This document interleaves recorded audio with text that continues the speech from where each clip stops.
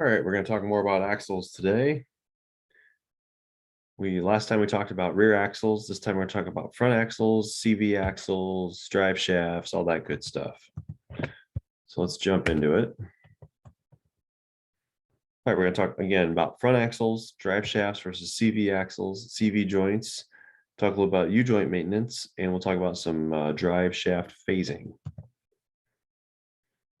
So the simplest form of front axle is just a beam style front axle. It's used on riding lawnmowers, used on go-karts. It's used on trucks, rear-wheel drive vehicles from 1900 through right now. Just super simple, tough. It's also called a dead axle. People call it a dead axle because it doesn't drive the wheels. It just allows them to turn. So again, not a four-wheel drive or a front-wheel drive. This is just a dead axle, just like the front of your riding lawnmower. That's what it looks like. Again, no gears, really not many moving parts. Just a chunk of steel that goes across the width of the car, of the vehicle. Got some springs on it and some bushings so the wheels can turn when you turn the steering wheel. And that's about it. That's all there is to it. Very simple. Okay. Next, we have a straight axle or solid axle, also called a live axle, because it drives the wheels, right? It doesn't just let them roll, it actually can spin them.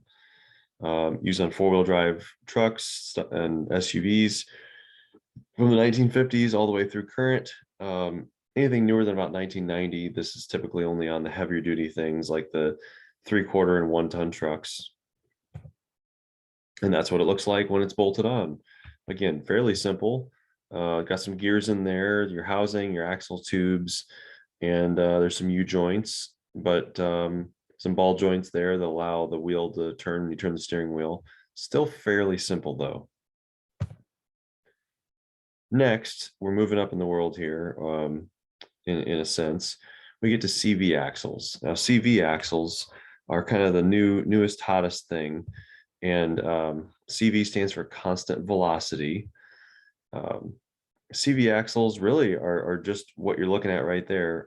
Not a whole lot to them. They feed right into another axle, like a straight axle type or a transmission or a transfer case, transaxle or transfer case. But they are essentially just a solid piece of steel. And then on each end, they have these CV joints that allow the suspension to move and the steering wheel to turn and the wheel to turn directions, but yet power can still be transferred to the wheel.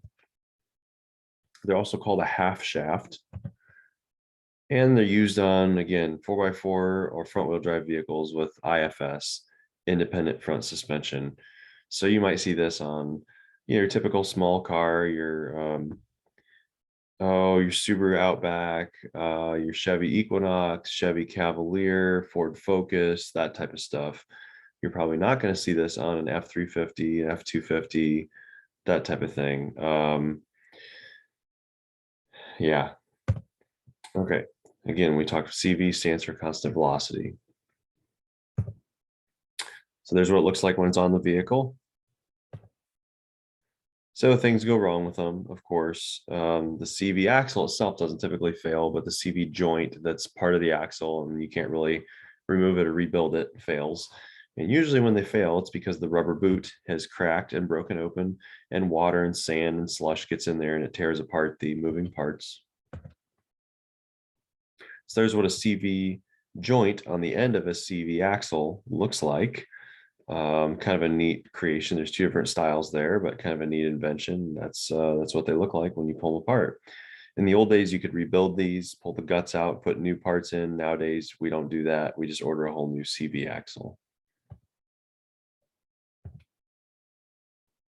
When these are worn out, the way you typically test them is you turn your steering wheel all the way to the far left or far right, and you just start driving like 5 miles per hour in a parking lot. And if you hear clicking, that typically means your CV axle is worn.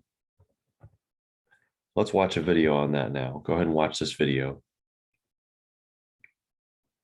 Okay, should have just watched that video. So next we're going to talk about drive shafts. Drive shafts are also called propeller shafts. I don't know why. I see that in manuals. I see it in ASE questions, but just know both of those terms. A drive shaft transfers torque or rotational motion from your transmission back to an axle typically, or somehow to your drive wheels. That is the simplest form of drive shaft right there.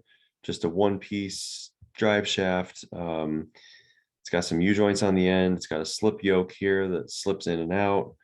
And that would be an example of what you might see right here. Pretty simple drive shaft.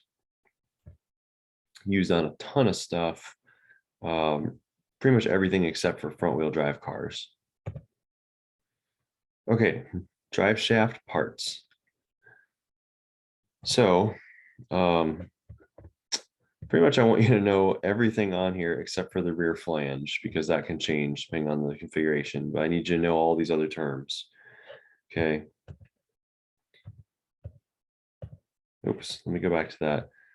This is on a two-piece drive shaft. Of course, you're going to have these things. On a one-piece, you just have the rear flange, the U-joint, and maybe a slip yoke and a U-joint, but you don't have the carrier bearing or the center support bearing. Okay, the slip yoke. So slip yoke allows drive shaft to change length. As that axle goes up and down, it actually gets a little, as it goes up, it actually compresses this, it gets closer. The length of this to the transmission actually gets less. So it's something's got to give, and it's going to be the drive shaft. So there's a slip yoke in there in this one. Here's an example of a slip yoke right here. There's another one. So as that axle moves up and down, that slip yoke goes in and out. So that needs to be greased.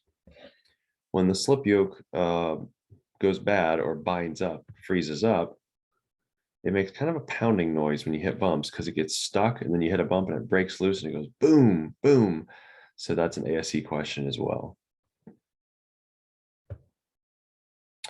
Okay, there's such a thing as two-piece rear drive shafts. I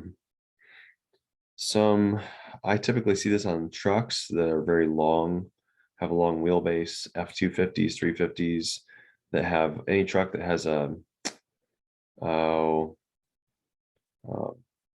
four doors, extended cab, long bed, that kind of thing. I think I've seen on some Tahoes, kind of the longer wheelbase, heavier duty stuff.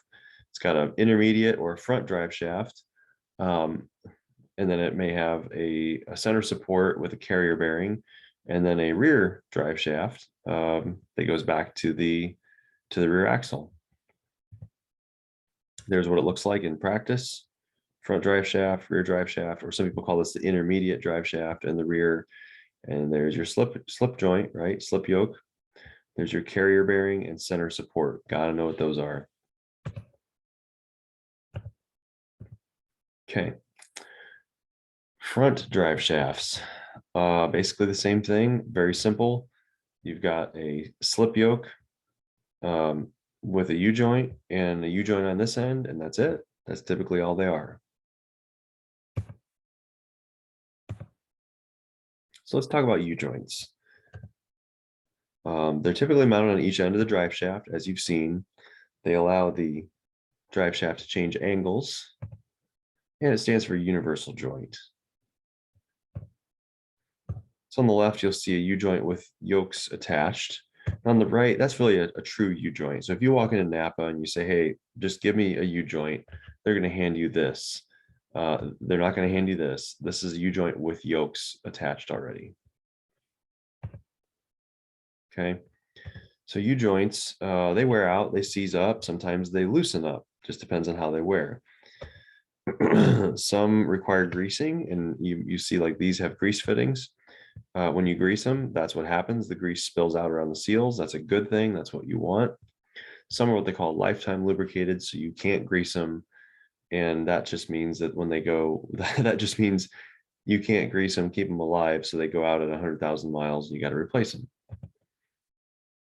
But look for that Zerk fitting. Okay. Look for that. And then you know if it's greasable or not. I do those at every oil change on my vehicles.